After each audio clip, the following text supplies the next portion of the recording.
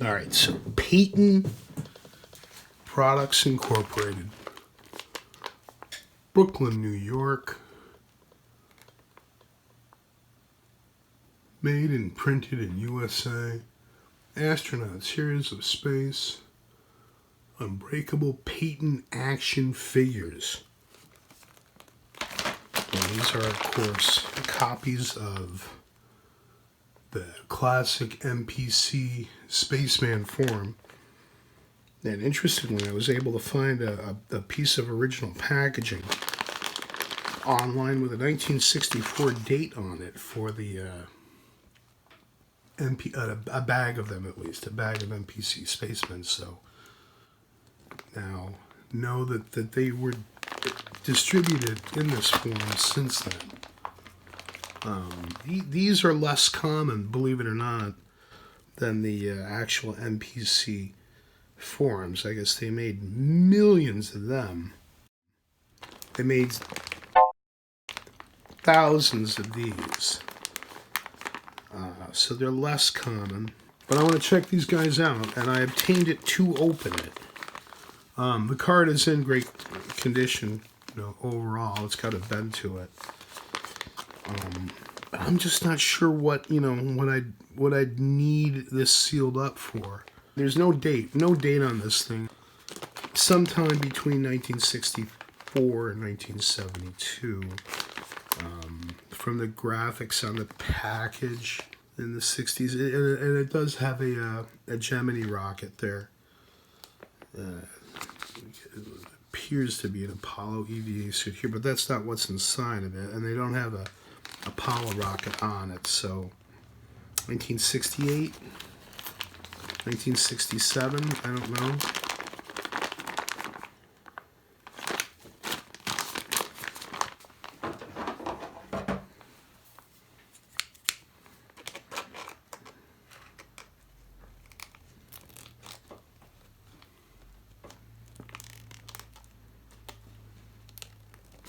Try to remove just enough of the seal, or open it just enough to pull the guys out.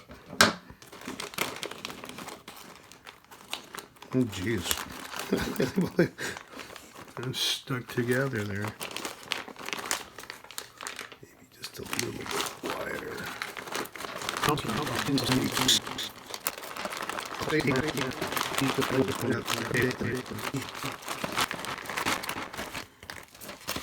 Alright, so that's still intact. One of the punches just fell out again.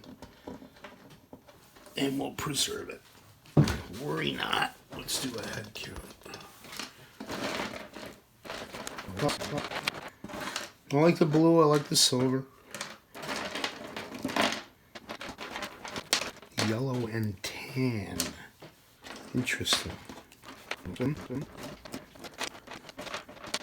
Interesting. Yellow and tan. Maybe it's supposed to be an orange. 2, 4, 6, 8, 10, 12, 13, 15. Yellow and tan. 2, 4, 6, 8, 10, 12, 13, 16, 18, 20 silver. That's 35. 2, 4, 6, 8, 10, 11 reds. That's 46. 2, 4, 6, 8, 10, 12, 14. What is that? 60? 60 in all? There are only the two poses. Geiger counter guy and what I guess is rope and flashlight guy rather than rope and triangle guy. Interesting, no yellow Geiger counter guys. And as I'd noted when I was opening it, the ropes on many of them is incomplete, but I don't see any stray ends of rope. There's one who's got a complete rope. It seemed to be a lot more of the rope and flashlight dudes than there are of the Geiger counter dudes. Maybe they were offing an odd batch with this one. Yep. Oh, there's another silver Geiger counter guy. interesting. So here's our representative body from the set. And I also got out some authentic stamped MPC guys so we could take a look at them. So all the Paytons pretty much just have a seam on their bottom, and the chances are very likely that what they did is a gold MPC Geiger counter guy was to use one of the MPC figures as a positive for a copy casting. And you can see there the MPC guy is just a smidgen larger proportionally than the Payton products, dude. It isn't just that it's taller, it's that the proportions are different. And this is just a random copy. This is actually marked Hong Kong.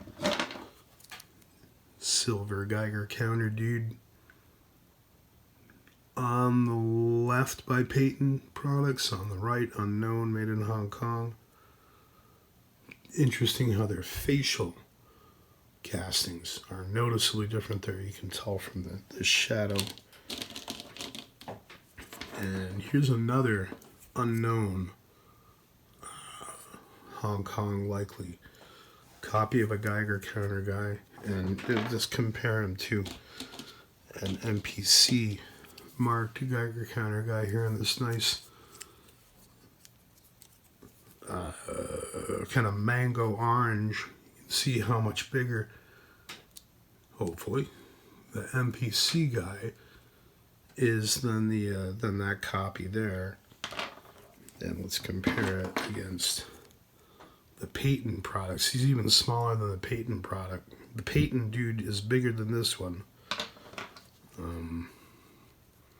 But again, here compared with the mango MPC dude, he looks proportionally smaller. And here's their rope and odd accoutrement dude.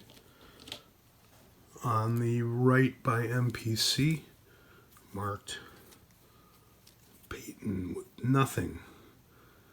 And for whatever reason, they changed